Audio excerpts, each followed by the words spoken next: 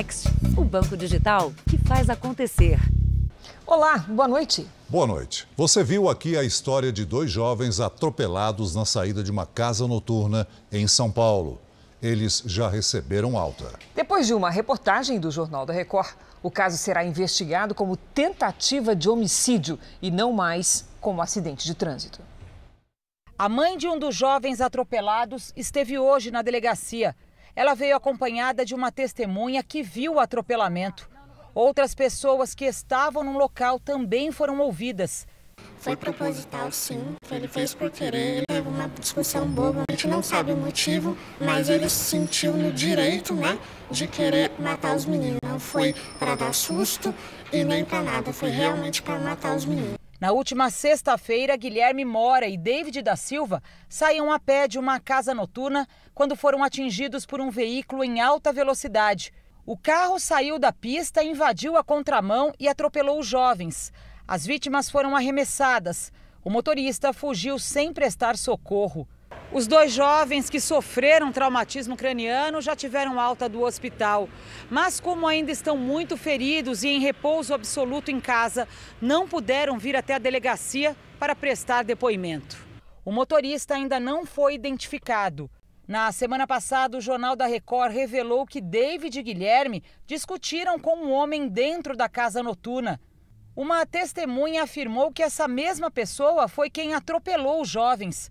O acidente inicialmente foi registrado como culposo, sem intenção de atingir as vítimas. Mas agora a polícia vai investigar o caso como tentativa de homicídio. Inicialmente, o crime de lesão corporal culposa na direção de veículo ao motor tem uma pena de 6 meses a 2 anos e homicídio qualificado por motivo fútil vai de 12 anos a 30 anos. Veja agora outros destaques do dia. INSS começa a pagar o 13º salário antecipado dos aposentados. O presidente Bolsonaro diz que perdão a Daniel Silveira respeita a Constituição e será cumprido. Tornozeleira usada pelo deputado está sem funcionar há 8 dias. General Ramos reage à fala do ministro do Supremo sobre o ataque no sistema eleitoral. Homem mais rico do mundo compra gigante da tecnologia, Twitter. E na série especial, veja como os brasileiros ficaram mais obesos durante a pandemia.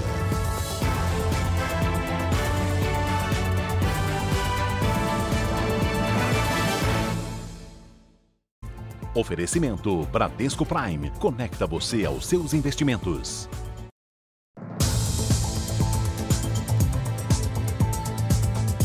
Quatro suspeitos de fazer parte de uma quadrilha que montava estacionamentos falsos para furtar carros foram presos em São Paulo.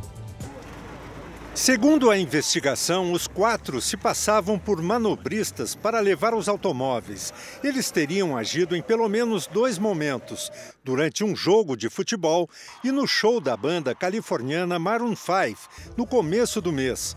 Os 2 eventos aconteceram na Arena do Palmeiras. São 8 veículos furtados, 2 no primeiro dia e 6 no segundo evento, no show. Câmeras de segurança registraram a última ação. Para dar credibilidade ao golpe, os supostos funcionários usavam uniformes e cobravam de R$ 100 a R$ 150 antecipadamente por uma vaga. Aqui foi montado um dos falsos estacionamentos. O terreno onde um imóvel foi demolido fica a cerca de 1 quilômetro da Arena do Palmeiras. Este material de proteção foi retirado para abrir espaço e permitir a entrada dos carros. Os veículos levados pelo grupo somam R$ 1,5 milhão.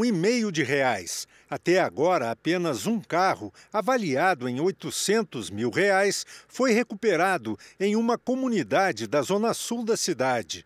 A polícia também investiga se a quadrilha tem ligação com um roubo semelhante ocorrido há 4 meses, quando um falso estacionamento foi montado ao lado do Autódromo de São Paulo.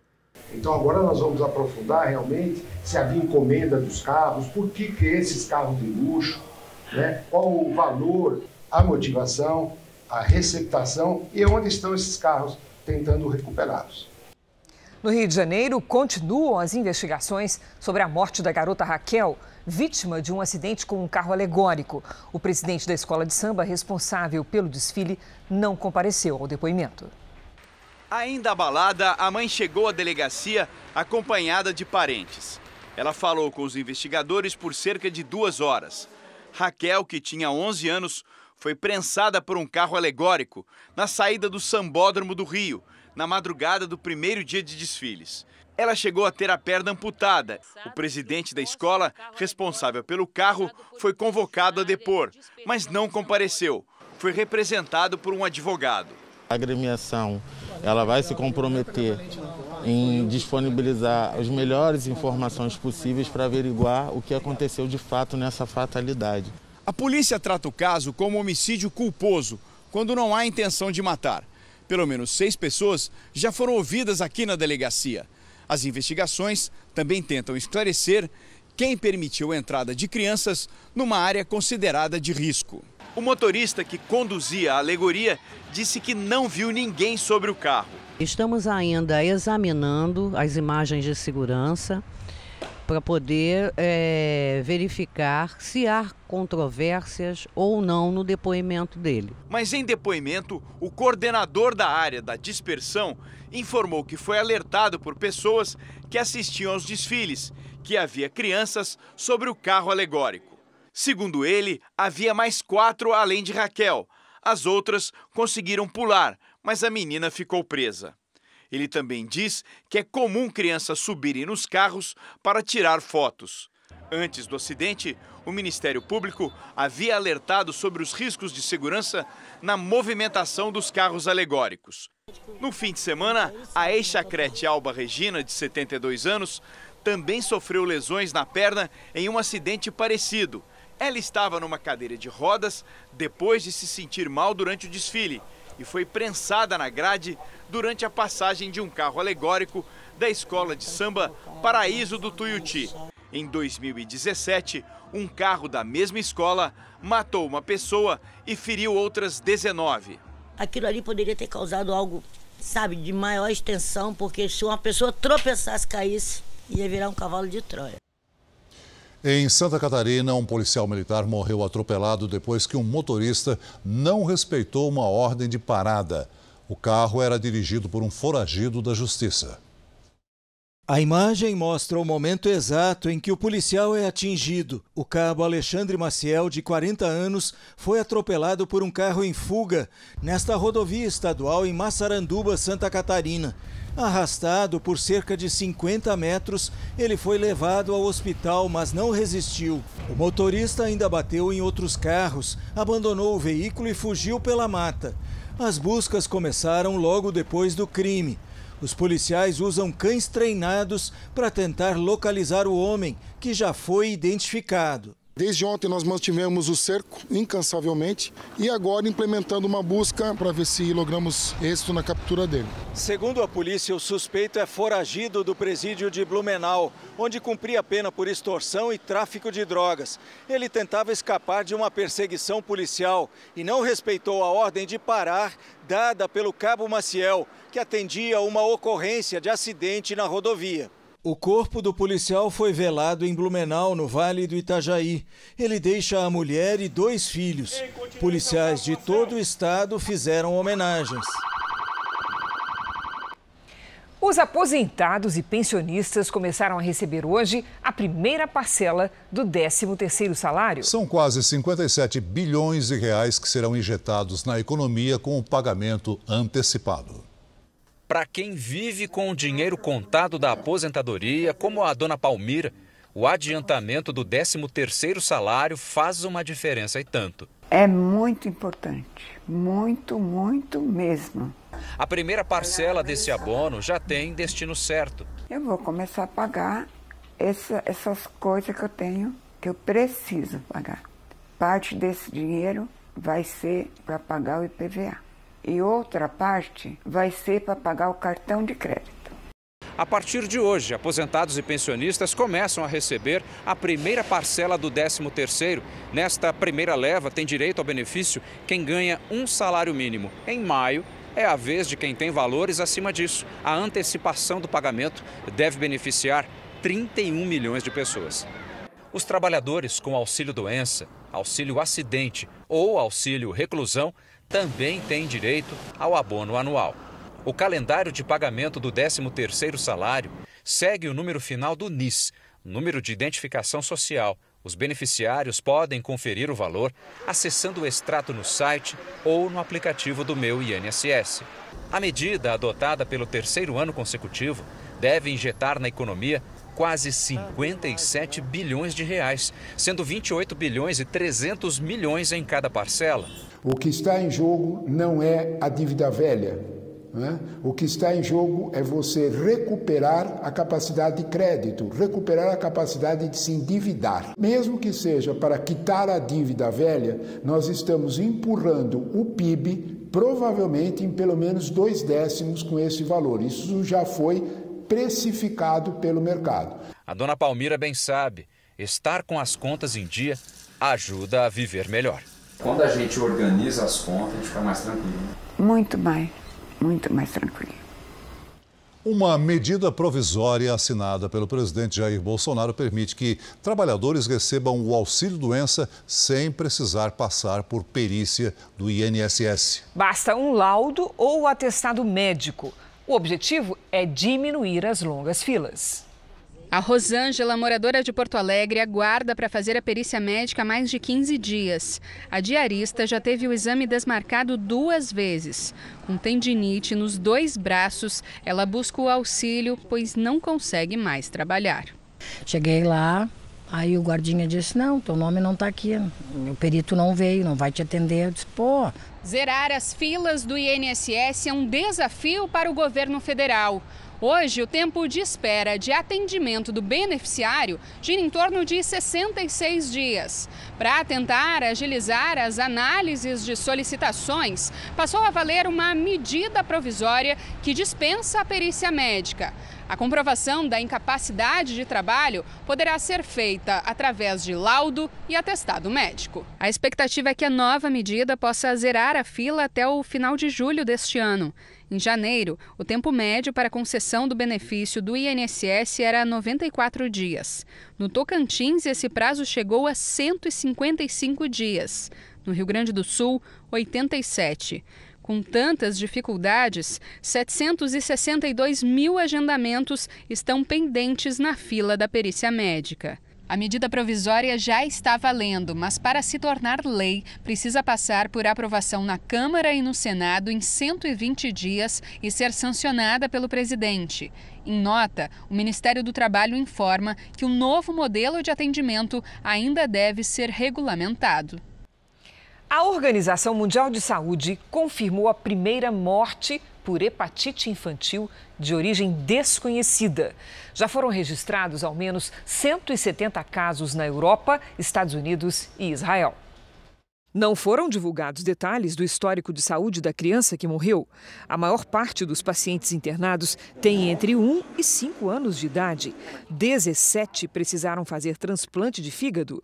Pesquisadores investigam se a doença tem ligação com o coronavírus, porque parte das crianças foi diagnosticada com Covid. O Reino Unido concentra o maior número de casos. Os principais sinais da hepatite são pele e olhos amarelados, perda de apetite e febre. Veja a seguir, presidente Bolsonaro reafirma que perdão a deputado Daniel Silveira será cumprido. Na série especial, como a pandemia afetou o peso e a saúde dos brasileiros? E logo após o Jornal da Record tem a estreia da 2ª temporada de Reis e a história surpreendente de Saul.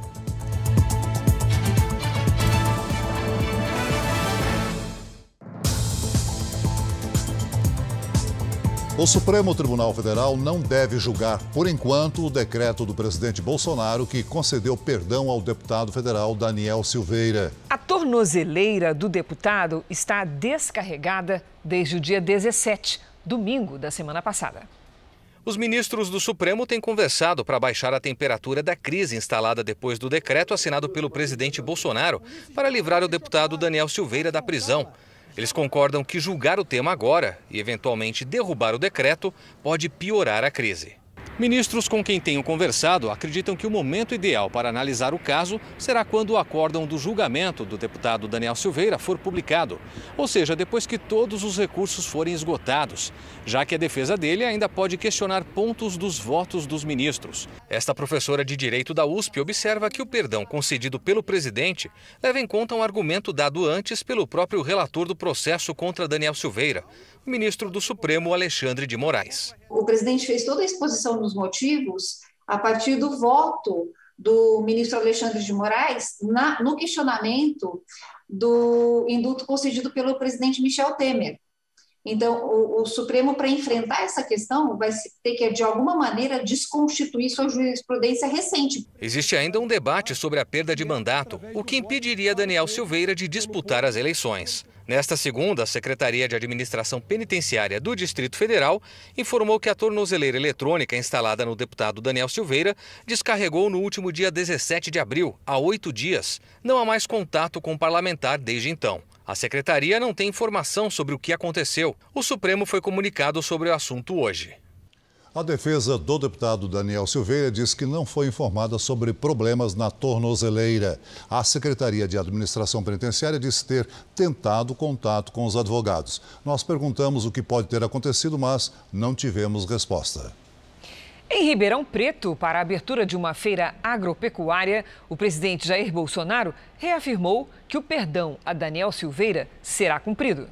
Ao participar da abertura da 27ª Feira Internacional de Tecnologia Agrícola em Ação em Ribeirão Preto, Jair Bolsonaro voltou a defender o perdão concedido ao deputado. O decreto da graça e do indulto é constitucional e será cumprido. No passado soltavam bandidos e ninguém falava nela.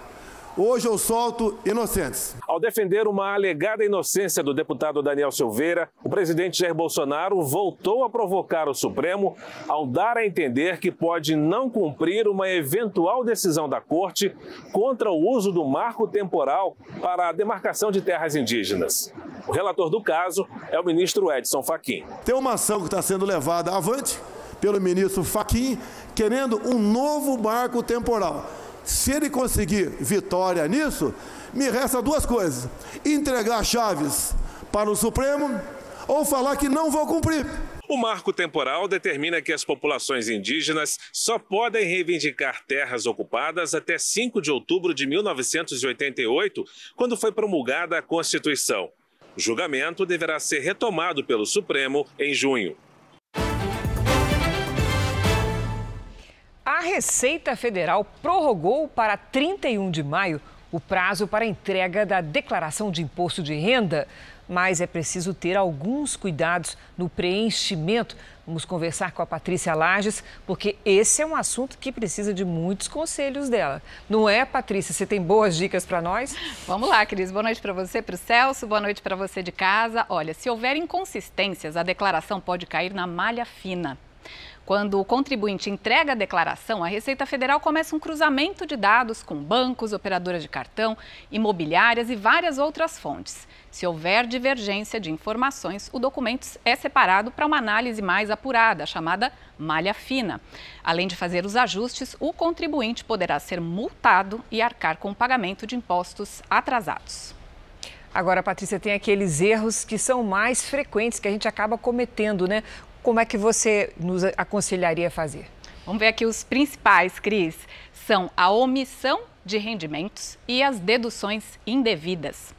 Na hora de lançar os ganhos, o contribuinte deve informar todos os valores tributáveis, incluindo outros recebimentos além do salário, como aposentadoria e pensões, trabalhos autônomos, recebimento de aluguéis, venda de bens, os ganhos de aplicações financeiras e também é importante incluir os rendimentos de dependentes, inclusive os não tributáveis. Nas deduções, cuidado para não lançar despesas médicas que não podem ser deduzidas, como, por exemplo, gastos com remédios. Também não se deve deduzir integralmente valores que já foram reembolsados pelo plano de saúde. E ao declarar dependentes, não lance os mesmos em várias declarações. Por exemplo, pai e mãe declarando o mesmo filho ou vários filhos colocando mãe ou pai como dependentes. A regra é colocar um dependente em cada declaração. Acesse o QR Code e confira mais dicas no R7. Cris. Melhor contar tudo direitinho para o Leão, né, Patrícia? Sempre. Obrigada.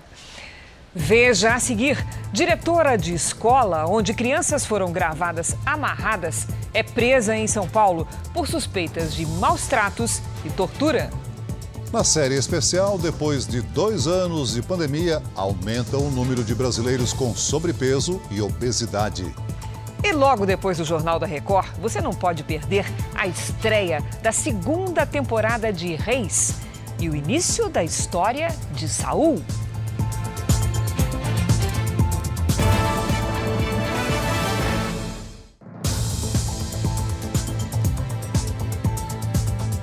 A temporada de shows está aquecida no país após o fim das restrições impostas pela pandemia. Olha, Celso, mas até nisso é preciso ter cuidado, porque cambistas e golpistas estão se aproveitando da paixão dos fãs.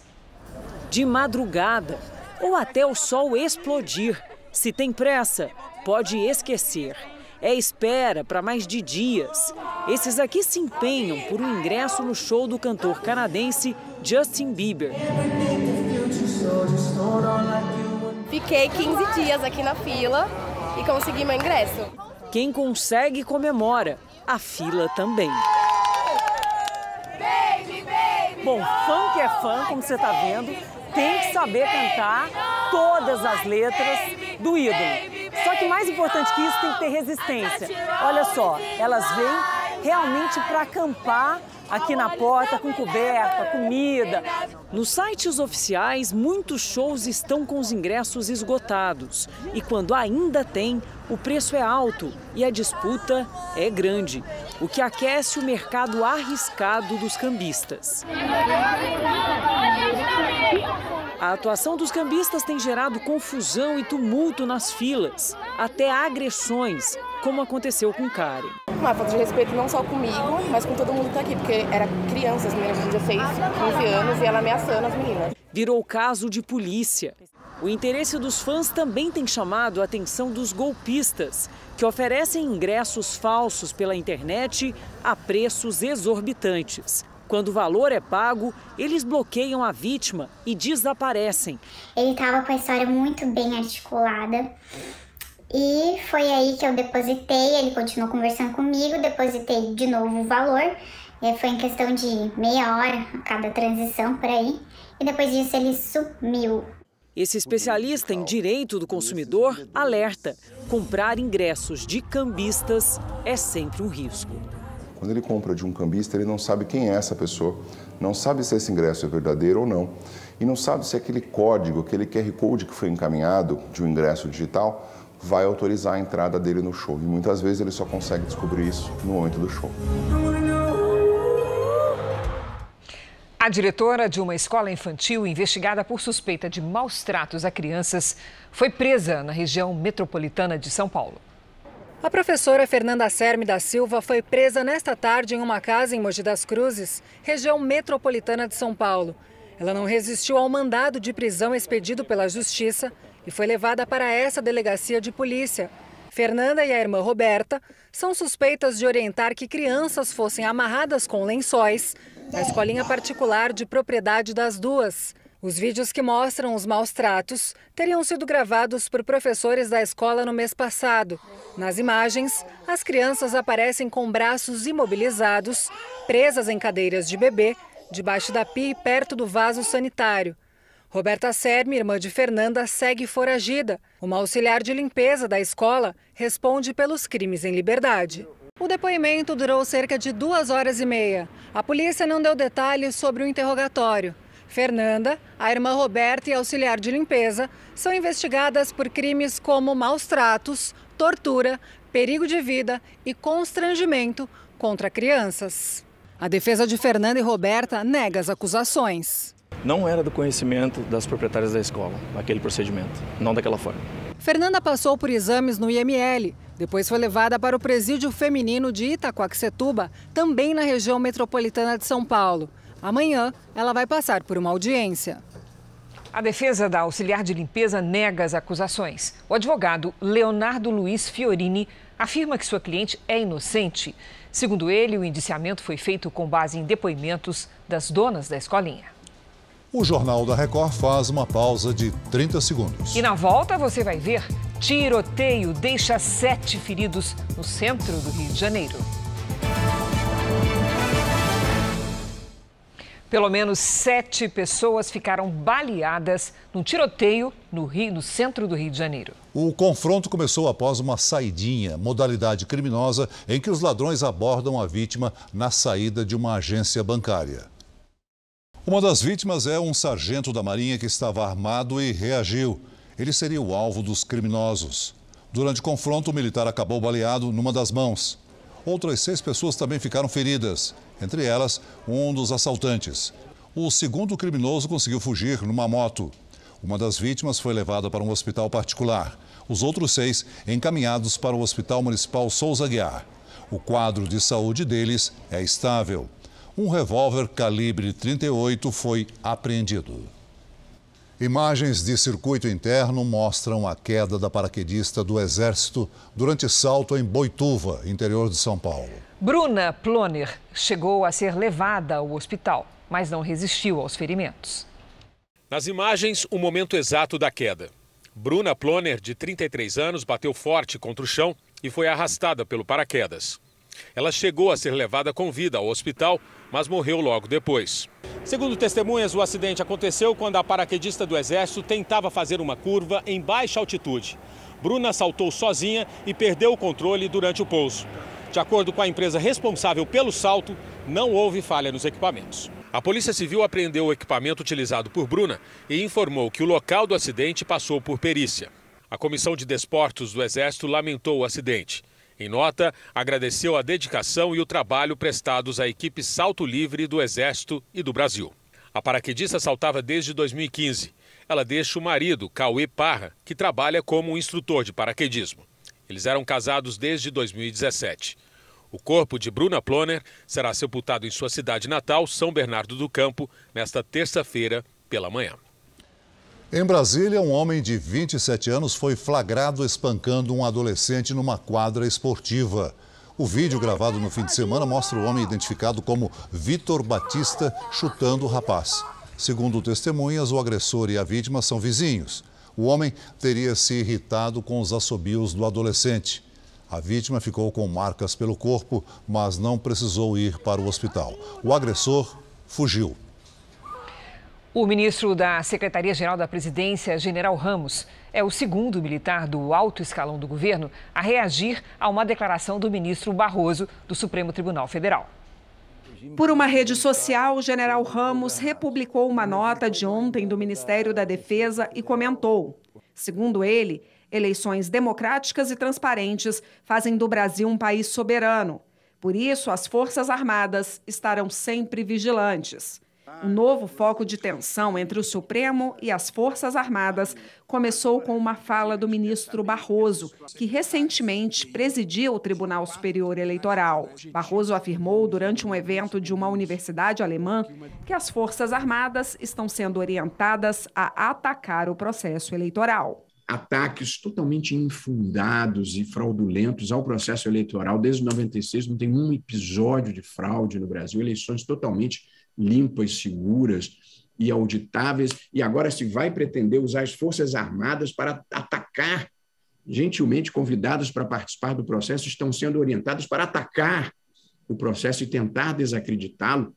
Ainda ontem, o ministro da Defesa, Paulo Sérgio Nogueira de Oliveira, publicou nota em que dizia: afirmar que as Forças Armadas foram orientadas a atacar o sistema eleitoral, ainda mais sem a apresentação de qualquer prova ou evidência de quem orientou ou como isso aconteceu, é irresponsável e constitui-se em ofensa grave a essas instituições. A avaliação de dentro do Palácio do Planalto é que a fala de Barroso não foi apenas um recado direto aos militares, mas também ao presidente. Segundo interlocutores, o ministro estaria tentando estabelecer limites a Bolsonaro, que vem travando uma guerra com o Supremo Tribunal Federal. Representantes dos militares vão participar da fiscalização das urnas nessas eleições. Eles foram convidados pelo próprio Barroso quando comandava a Justiça Eleitoral. O ministro Barroso não se manifestou sobre a nota do general Ramos e também sobre a nota do Ministério da Defesa. O ministro da Casa Civil, Ciro Nogueira, comentou a declaração do ministro do Supremo, Luiz Roberto Barroso, sobre os militares. O ministro participou hoje do programa JR Entrevista. Acho que foi um ponto fora da curva. Eu acho que esse tipo de declaração não ajuda nesse processo de respeito às instituições, aos deveres, às atribuições. Mas eu espero que a gente tenha o máximo possível de bom senso para superar esse momento. Ciro Nogueira também falou sobre a decisão do presidente em perdoar o deputado Daniel Silveira, condenado pelo Supremo a 8 anos e 9 meses de prisão. Isso, acho que foi um direito do presidente. O presidente foi eleito e a Constituição permite o perdão, né? Você pode assistir a outros trechos dessa entrevista na edição da 00:30 do Jornal da Record e a íntegra no portal R7. Logo após o Jornal da Record estreia a 2ª temporada de Reis e o início da história de Saul. O homem escolhido para ser o primeiro rei de Israel. Deserto da Judéia, Cisjordânia. Há mais de 3.000 anos, nessas mesmas montanhas em Gilgal, um homem comum, um camponês, foi aclamado como o primeiro rei de Israel. Para entender a história de Saul, é preciso voltar no tempo em que os israelitas eram divididos em 12 tribos na antiga terra de Canaã e seguiam os conselhos do juiz e profeta Samuel. O que vocês estão falando? Até então, Deus, único e invisível, era o verdadeiro líder do povo. Mas os israelitas queriam um rei que pudesse ser visto e admirado, assim como acontecia com os povos vizinhos e inimigos. Ao invés do Deus invisível que opera maravilhas, o povo estava interessado nas aparências. Não confiava em Deus como o líder para as suas vitórias. Deus permite a unção de um novo rei, mas sim, isto desagradava a Deus. O interessante é que daqui do alto a gente consegue ver aquele círculo de pedras lá embaixo. Segundo os arqueólogos, é exatamente ali que Saul ofereceu os sacrifícios a Deus quando foi coroado, quando foi aclamado rei pelo povo. A gente vai descer lá para ver de perto como é que são essas pedras. A gente pode pensar que ele estava aqui no meio e aí todos os israelitas aqui, milhares de pessoas em volta, festejando o novo rei. Exatamente, uma grande festa para o novo rei de Israel, que agora finalmente o povo todo estava aceitando ele como rei. Israel 2022. Descobertas arqueológicas reconstroem o cenário do início do reinado de Saul. Isso aqui é Kirbet Caiafa, uma cidade bíblica construída na época do rei Saul, e até hoje as ruínas da cidade estão preservadas para que a gente possa contar a história. Quem nos acompanha é um dos maiores arqueólogos do mundo, Yosef Garfinkel. Antes das escavações, não se sabia nada sobre o fim do século XI e início do século X a.C. Esse lugar prova, de fato, que no fim do século XI a.C., nós tínhamos pontos urbanizados. As comunidades tribais dos tempos dos juízes se tornaram reinos.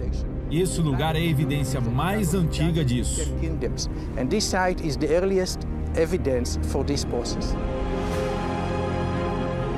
O desejo do povo de substituir a liderança de Deus por um rei humano é o fio condutor desta nova etapa da série Reis. A superprodução vai mostrar como a decadência espiritual faz com que os israelitas tomem decisões erradas e com grandes consequências. E é nesse cenário que Saul é o escolhido para ser coroado. Quem é Saul que a gente vai ver na série Reis? É um homem do campo. É um trabalhador que mantém a sua família pelo seu esforço diário. Um homem nascido numa família pequena, na menor tribo de Israel. A série vai mostrar também a decepção do profeta Samuel com a rejeição do povo a Deus. Ele fica muito triste e inconformado de que depois de Deus fazer tudo aquilo por um povo, o povo rejeita. Deus fala com Samuel dizendo, não é nada com você. Eles não querem a mim. E eles veem os povos do lado, que tem exércitos, que tem estrutura, e eles não têm nada. Medo, né, de ter uma cidade invadida faz com que eles queiram, né, uma proteção, alguém que comande eles. E eles sentem que Samuel está velho. Samuel não tem mais essa liderança. E a série vai mostrar ainda como Saul uniu as 12 tribos para que Israel se tornasse um povo forte e capaz de enfrentar os inimigos como os amonitas e os filisteus. Ele age pela fé e vai encarar os seus primeiros adversários, os amonitas. A nova etapa de Reis vai surpreender a todos com uma jornada marcada por conflitos, fé e muita emoção. Cenas de muita ação, cenas de muito afeto, carinho dentro do contexto familiar, muitas intrigas, muitos conflitos, né, que permeiam toda a história. Tramas de corrupção, de intriga, de inveja. Eu acho que é uma mistura de tudo um pouquinho. Vocês podem esperar, vai ser uma coisa realmente grandiosa que está por vir aí. Então, você não pode perder, já tem a estreia da segunda temporada de Reis e a história surpreendente de Saul, o primeiro rei de Israel. O Jornal da Record faz uma pausa de 30 segundos. E na volta, Rússia bombardeia estações de trem na Ucrânia, pouco depois de visita de representantes dos Estados Unidos. Rússia e Estados Unidos subiram o tom das declarações sobre a guerra na Ucrânia. O confronto no leste europeu completou 2 meses. O secretário da Defesa americano Lloyd Austin afirmou que a Rússia perdeu muitos soldados na guerra e o governo dos Estados Unidos trabalha para que o país não consiga recuperar a mesma capacidade militar rapidamente. Austin e o secretário de Estado Antony Blinken estiveram neste domingo em Kiev, a capital ucraniana. O embaixador russo nos Estados Unidos, por sua vez, criticou a decisão americana de continuar enviando armas aos ucranianos. Para o diplomata, os Estados Unidos estão jogando óleo no fogo com essa atitude. Ao menos 5 estações de trem no oeste e no centro da Ucrânia foram bombardeadas pelas tropas russas pouco depois da visita dos representantes dos Estados Unidos. O Exército ainda realizou novos ataques contra uma usina siderúrgica em Mariupol, no leste do país, onde combatentes ucranianos estão escondidos. Não houve acordo entre Ucrânia e Rússia para a abertura de corredores humanitários. Mais cedo, Moscou havia anunciado um cessar-fogo para a retirada de civis. O bilionário Elon Musk anunciou hoje a compra da rede social Twitter, pelo equivalente a mais de 214 bilhões de reais. A negociação ainda precisa ser aprovada oficialmente. A empresa vai deixar de ter ações negociadas em bolsa e se tornar uma companhia de capital fechado. Fundada em 2006, a plataforma tem mais de 217 milhões de usuários. Elon Musk disse que pretende aprimorar os recursos da rede social. O bilionário sul-africano também é dono de uma empresa de exploração espacial e de uma montadora de carros elétricos.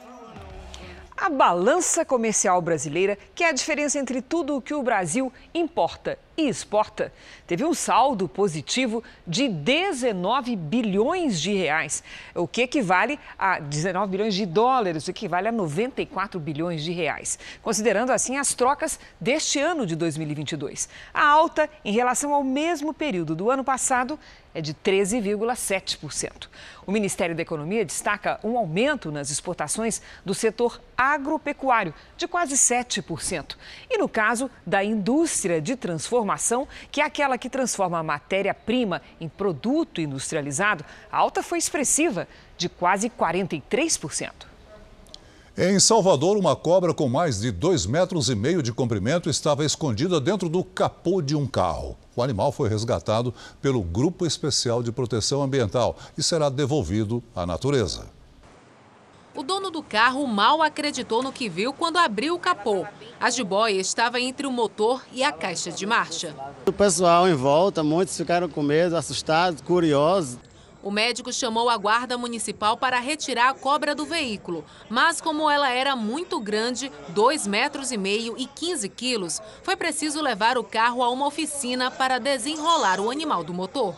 Outros resgates incomuns foram registrados em Salvador. Um filhote de jiboia estava no meio da rua. Já esta cobra foi encontrada enrolada nos galhos de uma árvore. E este jacaré de 1 metro e 2 quilos foi parar em uma concessionária de veículos. De acordo com órgãos ambientais, as chuvas intensas contribuem para o aparecimento de animais silvestres em locais inusitados, já que eles buscam espaços mais quentes para se proteger. De janeiro até agora, 350 animais, como cobras e jacarés, foram resgatados pela Guarda Municipal em Salvador. Somente no primeiro trimestre deste ano, o número de resgates subiu 16%, se comparado ao mesmo período do ano passado. Ao avistar animais selvagens em áreas urbanas, a recomendação é não tocar neles e acionar o órgão ambiental responsável. Assim que resgatados, os bichos são reabilitados e soltos de novo à natureza. Em Florianópolis, 11 jacarés de papo amarelo apareceram num mangue ao lado de um shopping. Os jacarés podem ultrapassar 2 metros de comprimento. A aparição assustou os moradores. Mas biólogos garantem que eles não oferecem risco às pessoas. Mesmo assim, é melhor manter a distância. O Partido Republicanos anunciou agora há pouco o nome da ex-ministra Damares Alves como pré-candidata ao Senado pelo Distrito Federal. A definição foi anunciada após reunião conjunta entre a executiva do Republicanos e os principais nomes da legenda. A ex-ministra da Mulher, da Família e dos Direitos Humanos chegou a cogitar disputar o Senado por São Paulo ou pelo Amapá, mas vai concorrer pelo Distrito Federal.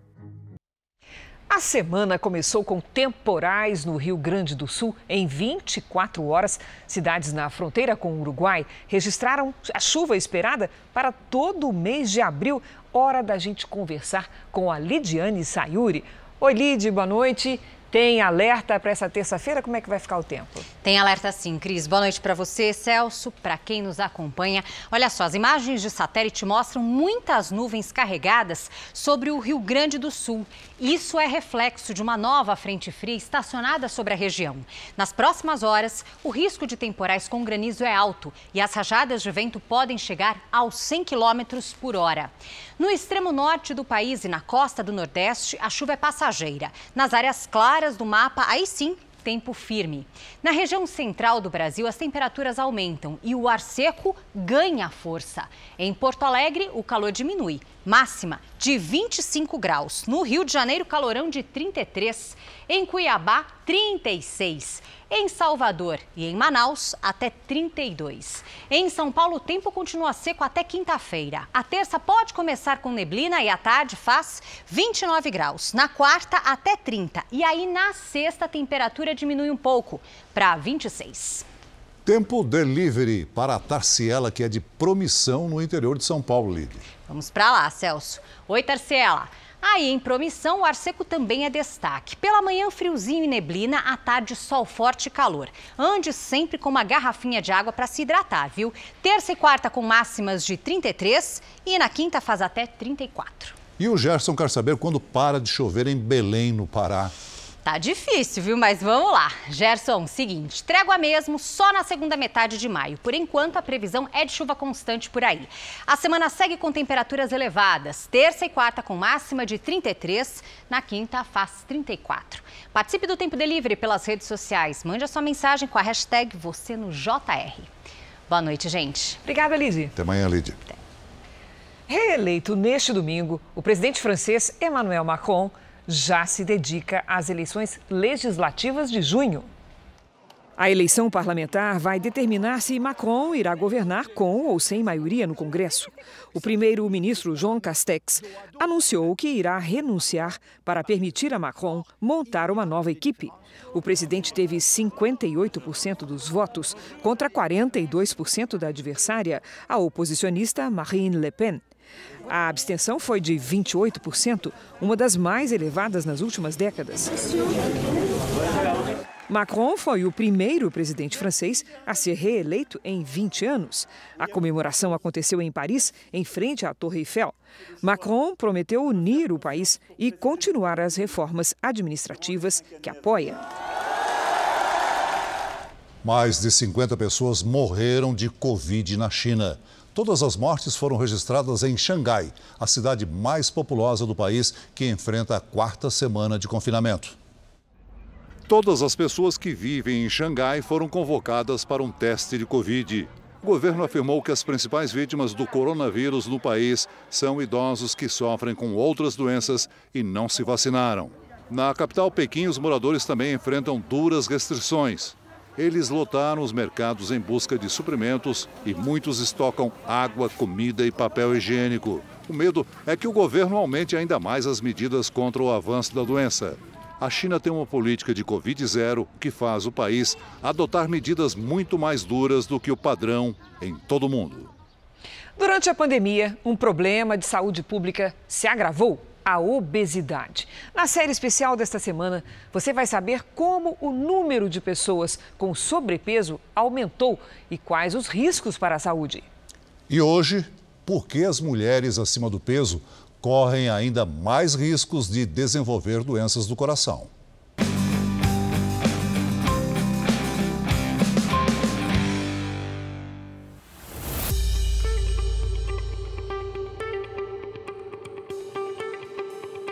Ganhei 3 quilos, infelizmente. E esses quilos foram para onde? Barriga, braço. O que ficou da pandemia que mais te incomoda? A questão do peso. A pandemia mexeu com as emoções, os hábitos e deixou marcas na saúde da população, algumas mais visíveis. Segundo o Ministério da Saúde, quase 6 em cada 10 brasileiros estavam com sobrepeso no ano passado, número maior que o registrado antes do início do isolamento social em 2019.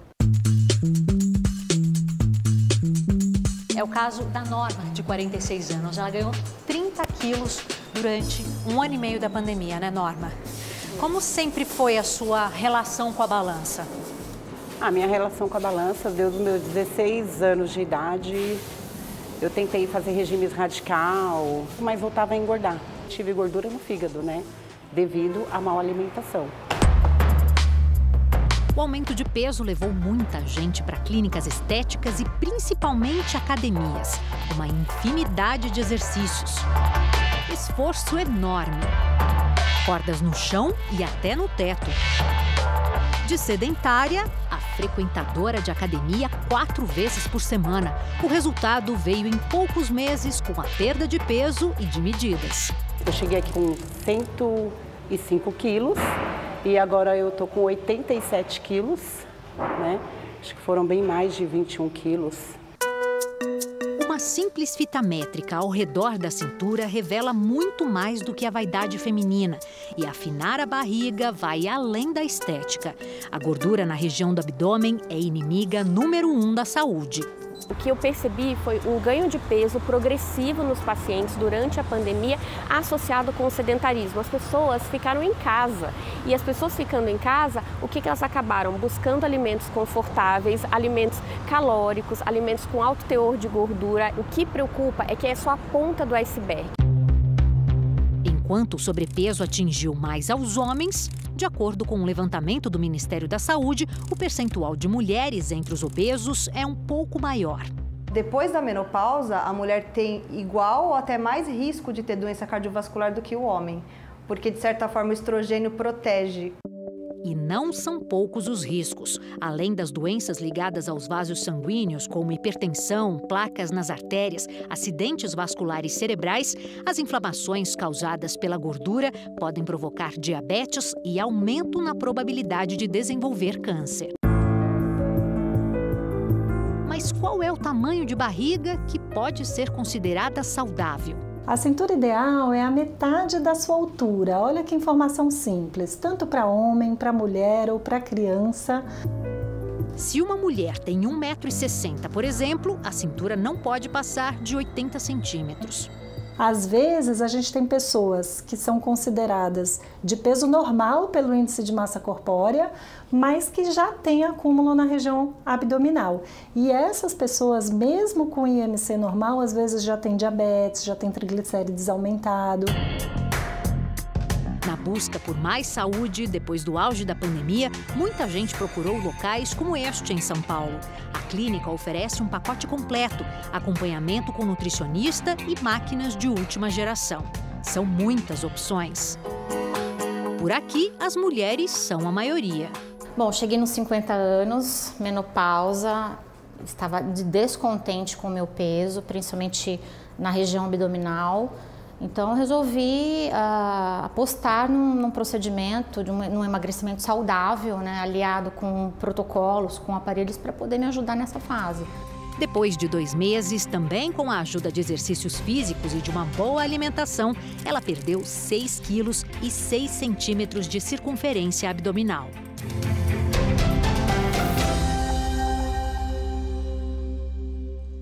O Jornal da Record termina aqui. Outras informações na nossa edição da 00:30. Fique agora com a estreia da 2ª temporada de Reis, o início da história de Saul, o primeiro rei de Israel. E em seguida, Jesus, a série. A gente se vê amanhã aqui no JR. Boa noite e até lá.